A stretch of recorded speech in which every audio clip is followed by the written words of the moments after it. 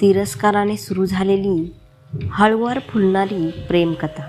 एक लग्नगाठ. आरशासमोर बसून सायली तिच्या सुंदर लांब काळ्या केसांची वेणी घालत होती. ती मंद हसत हसत प्रेमाने भरलेले गाणे गुणगुणत होती की मागून कोणीतरी रूममध्ये आले. ती हालचालीवरून ओळखू शकत होती की तो दुसरा तिसरा कोणी नसून तिचा प्रेमळ नवरा आदित्य होता. आदित्यने खोलीत प्रवेश करताच त्याच्या पलंगावर ठेवलेली सायलीची साडी उचलून जमिनीवर फेकली. आदित्य म्हणतो, हा कचरा बेडवर ठेवू नकोस, असं मी तुला किती वेळा सांगितलं आहे, तुला समजत नाही का? सायली म्हणते, तो कचरा नाही, माझी साडी आहे आणि तीसुद्धा 3000 रुपये किमतीची. ती माझ्या माहेरावरून मिळाली होती. खाली का टाकलीस? आदित्य म्हणतो, मला पुन्हा माझ्या पलंगावर तुझी कोणतीही वस्तू दिसली नाही पाहिजे. सायली म्हणते, आणि दिसली तर काय करणार? सायली तिच्या मोठ्या मोठ्या पापण्या मिचकावत म्हणाली. रागाच्या भरात आदित्य सायलीजवळ आला. भीतीने ती भिंतीला चिटकून उभी राहिली. आदित्य म्हणाला, जर परत दिसली तर तुला तुझ्या सामानासह उचलून खोली बाहेर टाकीन. आणि हा एवढा दुर्गंध कशाचा येत आहे? आदित्य नाक मुरडत म्हणाला, मोहरीच्या तेलाचा. आत्ताच मी माझी वेणी घातली. तुम्ही म्हणाल तर तुमच्या डोक्याला मालिश करून देऊ का? सायली तिची वेणी चापकासारखी फिरवत म्हणाली, काही गरज नाही, गेस्ट लॉस्ट. तो हाताने त्याचे नाक बंद करत म्हणाला, हे काय बोललात? तुम्हाला हिंदी येत नाही का? सायली टिपिकल अडाणी भाषेत बोलली, मी म्हणालो इथून जा आणि पुन्हा माझ्या खोलीत बसून हे मोहरीचे तेल लावण्याची गरज नाही, चल बाहेर जा. असे म्हणत त्याने अतिशय उद्धटपणे सायलीचा हात धरला आणि तिला खोली बाहेर काढले. 26 वर्षांचा आदित्य लंडन कॉलेजमधून MBA पूर्ण करून नुकताच भारतात परतला होता. इकडे मुंबईमध्ये वडिलांचा व्यवसाय त्याला सांभाळायचा होता. आदित्य इनामदार हा इनामदार ग्रुप ऑफ इंडस्ट्रीजचे मालक शामराव इनामदार यांचा मोठा मुलगा होता. लंडनमध्ये राहून आणि भरपूर जिमिंग करून आदित्यने चांगली ॲथलेटिक बॉडी ठेवली होती. त्याच्या कपाळापर्यंत येणारे केस, गोरा रंग आणि 6 फूट उंची, तो एखाद्या फिल्मी हिरोपेक्षा कमी दिसत नव्हता. दुर्दैवाने मुंबईजवळील एका गावात आदित्यचे वडील शामराव यांचा जमिनीवरून बराच काळ वाद सुरू होता. शामरावला तिथे चामड्याचा कारखाना काढायचा होता, तर गावचा प्रमुख रामराव तो कारखाना कोणत्याही किमतीत तिथे सुरू होऊ देणार नव्हता. शामरावने गावच्या प्रमुखाला पैसे देऊनही आपल्या बाजूने आणण्याचा प्रयत्न केला होता, पण तो अयशस्वी ठरला होता. गावचा प्रमुख रामराव इमानदारीचा खूप कट्टर होता. तथापि शामरावचा दर्जा आणि प्रसिद्धीमुळे रामराव त्याच्यावर खूप प्रभावित होता. इमान कितीही खरा असला तरी तो विकण्यासाठी एक चांगली किंमत असली पाहिजे. शेवटी शामरावने गावच्या प्रमुखाशी एक मोठा करार केला. रामरावची एकुलती एक मुलगी सायली हिचे लग्न त्यांचा मोठा मुलगा आदित्यसोबत निश्चित केले. त्यांनी आपल्या मुलाचे मत जाणून घेण्याचा प्रयत्नही केला नाही.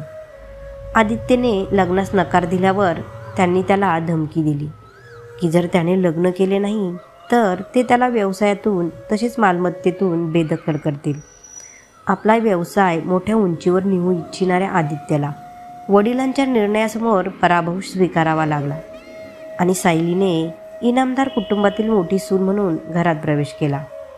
सायली ठाकूर ही गावातील 20 वर्षांची अत्यंत अडाणी मुलगी, दिसायला फुलासारखी तेजस्वी, खेळकर स्वभावाची आहे. जणू तिच्यात वयातला बालिशपणा दूर झालेलाच नाही. कसं तरी जुगाड करून तिला BA पास केले होते.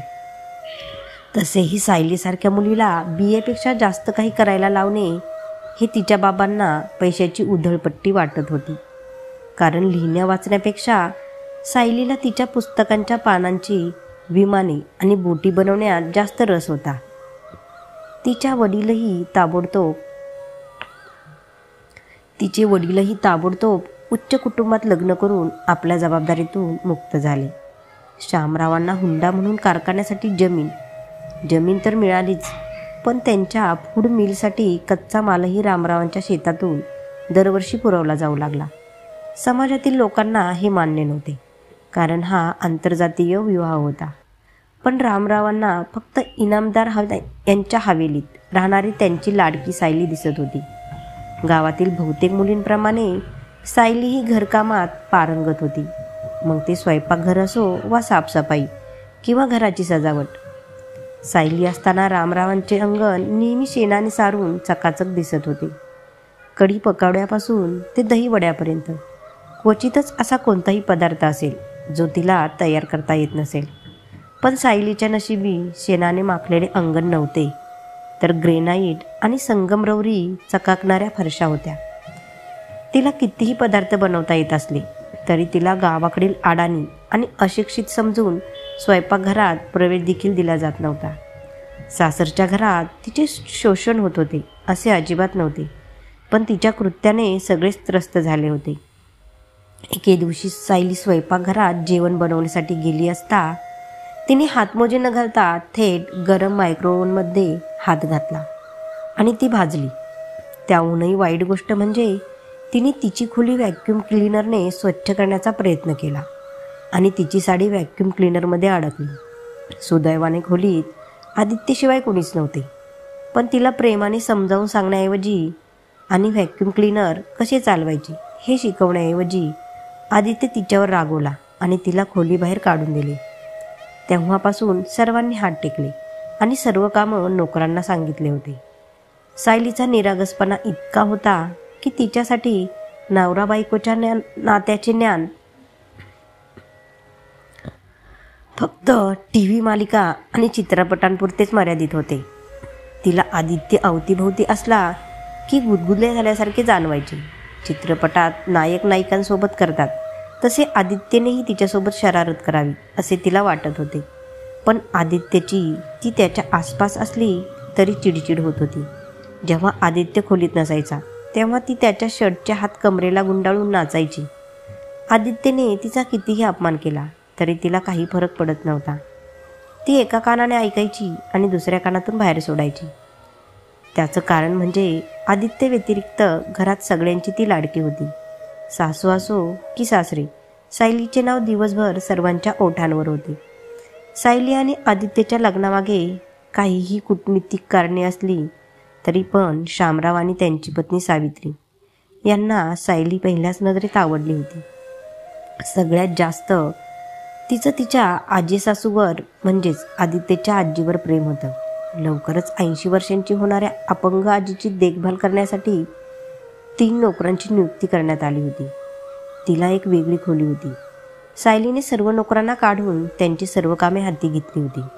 तसेही तिला घरचं काही काम करावं लागत नाही, म्हणूनच ती दिवसभर आजीच्या मागे पुढे करायची.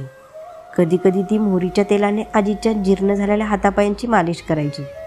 कधीकधी ती त्यांच्या उरलेल्या पांढऱ्या केसांच्या वेणीत रिबीन बांधायची. कधीकधी ती हाताने चोळून गरम पाण्याने त्यांना आंघोळ घालायची. न्याहारी आणि रात्रीच्या जेवणाच्या वेळी ती त्यांना स्वतःच्या हाताने खायला घालायची. आजीला तिचं खूप कौतुक होतं. जवळीक माणसाचा प्रत्येक आजार बरा करते असे म्हणतात. आजीला आधी बाजूला वळताही येत नव्हते, पण आता ती कसलाही आधार न घेता बेडवर उठून बसायची. सायलीने आजीची सेवा करण्यात कोणतीही कसर सोडली नाही आणि आज देखील तिला मनापासून आशीर्वाद देत राहिली. तुझ्या मांडीवर लवकर मुलं खेळतील, तुझं सौभाग्य अखंड राहील. पण त्यांना माहीत नव्हतं की त्यांचा नातू कधीच असे होऊ देणार नाही. तिला घरात तिच्या धीराच्या रूपाने खूप चांगला मित्रही मिळाला होता. अक्षय इनामदार, शामरावचा धाकटा मुलगा आणि आदित्याचा धाकटा भाऊ. अक्षय सायलीच्या वयाचा होता, त्यामुळे दोघांचे खूप जमत होते. सायलीला वहिनी म्हणण्याऐवजी तो तिला नावानेच हाक मारायचा. यावरून त्याला घरी खूप फटकारले, पण त्याच्या कानावर कोणाचे बोलणे पडत नव्हते. त्याला घरात कोणाची भीती वाटत असेल तर तो त्याचा मोठा भाऊ आदित्य होता. अक्षय शहरातील एका नामांकित कॉलेजमधून BBA करत होता, ज्यात त्याला अजिबात रस नव्हता. त्याला गायक व्हायचे होते.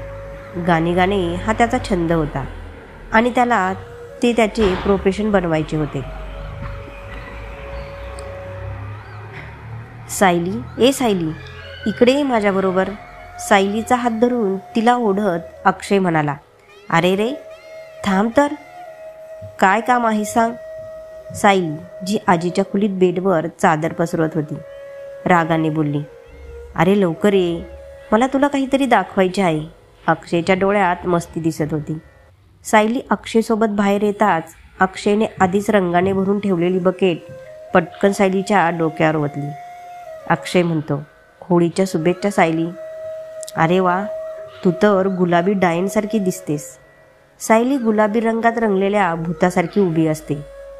अच्छा, तर तू वाचशील का? थांब जरा, सांगते तुला. इथेच थांब, तुला भोले बाबाची शपथ.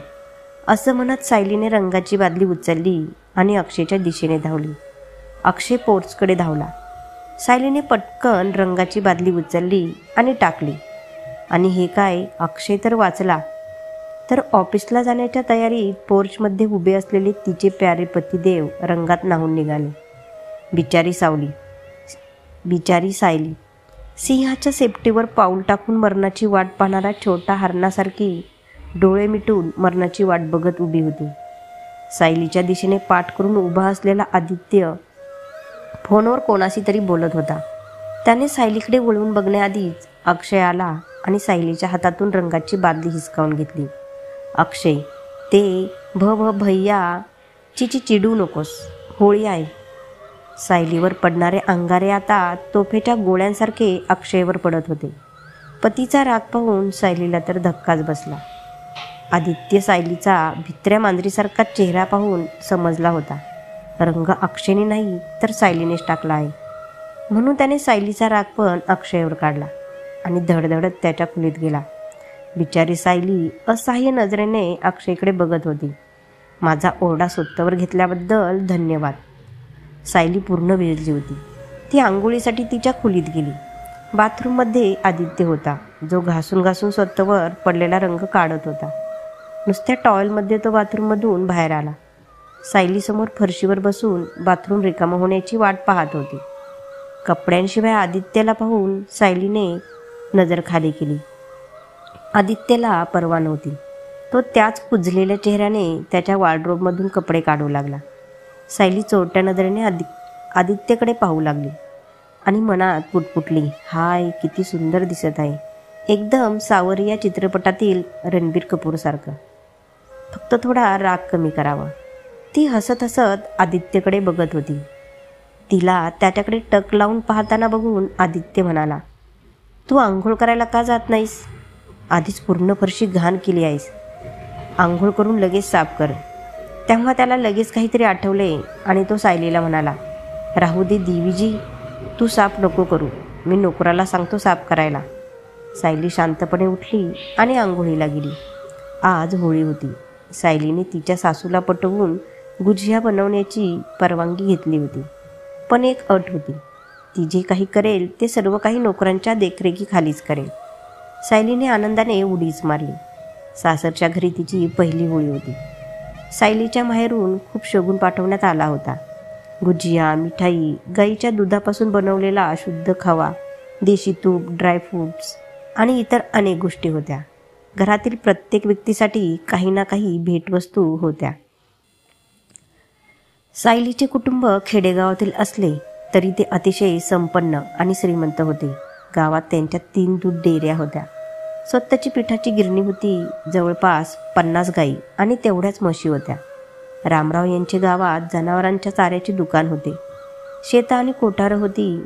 याशिवाय बरीच वडिलोपार्जित जमीन आणि मालमत्ताही होती. त्यांच्या गावात रामरावचा दर्जा तर होताच. सायलीने मोठ्या मनाने गुजिया बनवायला सुरुवात केली. आईच्या घरातील किचनमध्ये बेधडकपणे हिंडणारी सायली इथल्या मॉड्युलर किचनमध्ये सगळ्या गोष्टींना हळुवारपणे स्पर्श करत होती, जेणेकरून तिच्याकडून पुन्हा कोणती तरी चूक होऊ नये. नोकरांनी सांगितल्याप्रमाणे ती करत होती. इथे सर्व सामान तर सारखेच होते, पण उपकरणे आधुनिक होती.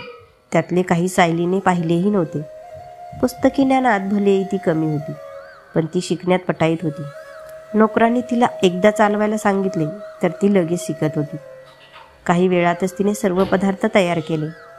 मग ती तिथेच पाय पसरून जमिनीवर बसली. आईला माझी किती आठवण येत असेल. मला तर कोणी विचारलं पण नाही आई वडिलांच्या घरी जायला. बिचारीने सगळं एकटीनेच बनवलं असेल. विचार करत असताना तिच्या सुंदर डोळ्यातून 2 मोती चमकत तिच्या गुलाबी गालावर आले. सासरच्या घरात कितीही लाख आराम असू दे, पण शेवटी माहेर हे माहेरच असते. तोपर्यंत नवाबजादे अक्षयने स्वयंपाकघरात प्रवेश केला. अक्षय, आ हा हा, काय वास आहे, काय बनवले आहे, जरा बघू तर, असे म्हणत त्याने गरमागरम गुजिया खायला सुरुवात केली. सायलीने हे सर्व तयार केले होते हे अक्षयला माहीत नव्हते. सायलीला कोणीही स्वयंपाकघरात येऊ देणार नाही एवढेच त्याला माहीत होते. अक्षय, वा, काय चव आहे, कुणी बनवलं आहे हे? सायली, कुणी नवीन स्वयंपाकी आलाय का? वा, मन करतंय त्याच्या हाताची चुंबन घ्यावी. सायलीने पटकन हाताची मूठ केली आणि छोट्या मुलासारखं हात पुढे केला. तिला पाहून अक्षय हसायला लागला. अक्षय म्हणतो, आता असे म्हणू नकोस की हे तू बनवलंय. सायली म्हणते, हो हो, मीच बनवलं आहे. अक्षय म्हणतो, तुला स्वयंपाकघरात कुणी येऊ दिलं? सायली म्हणते, मम्मीने. अक्षय म्हणतो, आज या गुजिया खाल्ल्यावर मम्मी पप्पाच काय, माझा लाडका भाई पण तुझा फॅन होईल. सायली म्हणते, अक्षय म्हणतो, त्याला मिठाई खूप आवडते. सायली म्हणते, तुझा भाई बोलतं तर कारल्यासारखा. अक्षय जरा गंभीर झाला. तुला वाईट वाटत असेल ना की तो तुला थोडंसंही महत्त्व देत नाही? सायली गुजिया खाताना म्हणाली, अजिबात नाही, पण मला रागवतात तेव्हा असे वाटते मारूनच टाकतील. असं म्हणत तिने 4 गुजिया एका ताटात ठेवल्या आणि आजीच्या खोलीत धावली. रात्री घरातील वातावरण वेगळे होते. सायलीच्या गुजियाच्या चवीचे सर्वजण कौतुक करत होते, आदित्य सोडून. तसे तर सगळ्यांची नजर चोरून त्याने 5-6 गुजिया साफ केल्या होत्या. पण सायलीची स्तुती कशी करणार? त्या आडाण्याची स्तुती तर त्याला त्याचा अपमान वाटेल. जेवण झाल्यावर सर्वजण आपापल्या खोलीत गेले. बराच वेळ आदित्य खोलीत आला नाही. तेव्हा सायलीने बाहेर नोकराला विचारले, छोटे मालक कुठे आहे? वरच्या मजल्यावर बारमध्ये, असे म्हणत नोकर निघू लागला. ए ऐक जरा, काय बोललास? सायली मागून बोलली. वरच्या मजल्यावर मोठ्या मालकांसोबत बारमध्ये बसले आहेत. एवढं बोलून तो नोकर खाली गेला. सायली जिन्यावरून वर गेली तेव्हा समोरचे दृश्य पाहून तिला आश्चर्य वाटले. एका मोठ्या हॉलमध्ये एक गोल काचेचा काउंटर होता, ज्यात सर्व महागड्या आणि जुन्या दारूच्या बाटल्या ठेवल्या होत्या.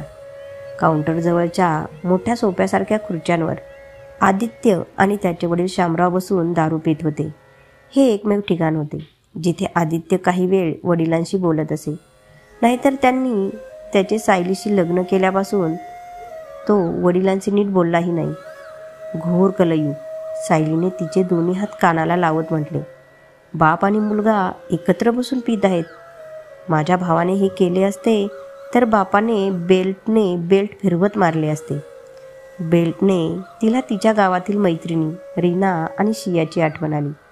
लग्नाला 3 महिनेही उलटले नसताना रीना आई वडिलांच्या घरी आली तेव्हा तिने सांगितले की तिचा नवरा रोज दारूच्या नशेत येतो आणि तिला बेल्टने मारहाण करतो. शियाचीही तीच अवस्था झाली होती. शिया तिच्या आईला सांगत होती की काकू, ही दारू भल्या भल्या माणसाला प्राणी बनवते. माझा नवरा रोज रात्री विनाकारण मला मारायला लागतो. काकू, मला सांगा काय करू, अशा माणसाबरोबर राहू वाटत नाही. निरागस सायली थरथर कापत म्हणाली, यांनीही तसंच केलं तर? रीनाने प्रेमविवाह केला होता तरी तिचा नवरा एवढं मारतो. इथे यांनी सुरुवातीपासूनच माझ्यावर तलवार ताणली आहे आणि आज मला मारहाण केली तर? तिला भीतीने घाम फुटला होता. अचानक तिची नजर आदित्यच्या कमरेला बांधलेल्या शुद्ध चामड्याच्या गुळगुळीत काळ्या पट्ट्यावर पडली. तिने घाबरून डोळे मिटले आणि घाईघाई तिच्या खोलीत गेली. येथे शामराव आदित्यबरोबर नवीन प्रोडक्टच्या लॉन्चिंगवर चर्चा करत होते. शामराव म्हणाले, मी 3 दिवसांनी डेट फायनल केली आहे. 3ही प्रोडक्ट एकाच इव्हेंटला लॉन्च करू. मीडियालाही आमंत्रित केले आहे. त्यामुळे संपूर्ण कुटुंब असेल तर जास्त बरे होईल. आदित्य, जो त्याच्या ग्लासात बर्फाचे तुकडे टाकत होता. संपूर्ण कुटुंब असेल, पण तुमच्या कुटुंबाच्या व्याख्येत ती अडाणी असेल तर आय एम सॉरी. मी तिच्यासोबत कुठेही जाणार नाही, कोणत्या इव्हेंटला तर अजिबात नाही. श्यामराव, आता ती तुझी बायको आहे, जरा तिला रिस्पेक्ट दे. आदित्य रागाने ग्लास टेबलावर आपटत उभा राहिला. तुम्ही जबरदस्ती लग्न करू शकता, तुम्ही नाते सक्तीने नाही जोडू शकत आणि प्रयत्नही करू नका. ती तुमची सून आहे, तिला तुम्ही सोबत घेऊन जा. मी तिला माझी बायको बनवून कुठेही नेणार नाही. असे म्हणत आदित्यने एका गद्दामात 4-5 ग्लास खाली केले आणि रागाने पाय आपटून तो आपल्या खोलीत गेला. तो अत्यंत नशेत होता आणि त्याचे डोळे रागाने लाल झाले होते. धाडदिशी तो बेडवर पडला आणि मग त्याची नजर समोरच्या सोफ्यावर गेली. त्याला डोळे नीट उघडताही येत नव्हते. समोरच्या सोफ्यावर कपड्यांचा ढिगारा आहे असं त्याला वाटत होतं. माझ्या खोलीत राहून ही बाई काय काय करते? तिने सोफ्यावर कपडे इतक्या अस्ताव्यस्त पसरले आहेत आणि तिला अजिबात काळजी नाही. तो हळूच उठला आणि धडपडत सोफ्याकडे जाऊ लागला. त्याला वाटले कपड्याचा ढीग हालत आहे. तो नीट बघू लागला आणि एक एक करून कपडे काढू लागला. शेवटी त्याने जबरदस्तीने एक जाड ब्लँकेट ओढली तर आतमध्ये भीतीने थरथरत असलेली सायली होती. तू? आदित्य डोळे उघडून तिच्याकडे बघायचा प्रयत्न करत होता.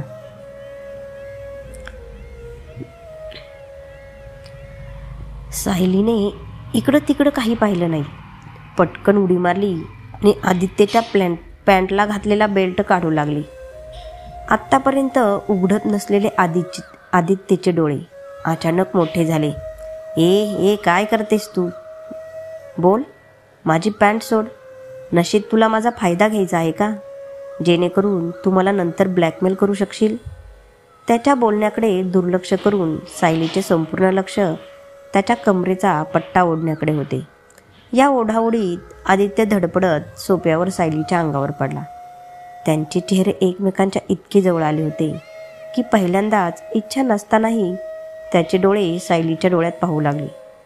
तिच्या मिणमिणत्या डोळ्यात आदित्य 2 मिनिटं हरवून गेला, पण सायलीचे पूर्ण लक्ष तिच्या मिशनवर होते.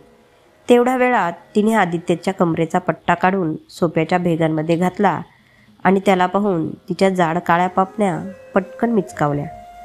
तिच्या जादुई काळ्या डोळ्यांच्या भ्रमातून आदित्यला मुक्त व्हायला वेळ लागला. तुम्ही मला मारणार आहे ना? नाही.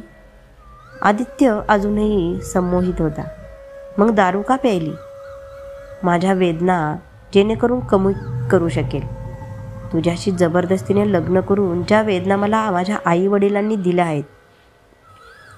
आदित्यच्या डोळ्यात पाणी आले होते. तो सोफ्यावरून उठला आणि पलंगाकडे जाताना बडबड करू लागला. काय वाटतं त्यांना? जबरदस्तीने माझ्या गळ्यात तुला बांधून त्यांनी त्यांची जिद्द पूर्ण केली. ते जिंकले? नाही, अजिबात नाही. मी तुला कधीच स्वीकारणार नाही. मी त्यांना जिंकू देणार नाही. जर लग्न करण्याचा त्यांचा हट्ट होता तर हा माझा हट्ट आहे. एवढं बोलून तो पलंगावर धाडकन आडवा पडला आणि झोपी गेला. 3 दिवसांनंतर संपूर्ण कुटुंब संध्याकाळच्या प्रॉडक्ट लॉन्च इव्हेंटसाठी तयार होत होते.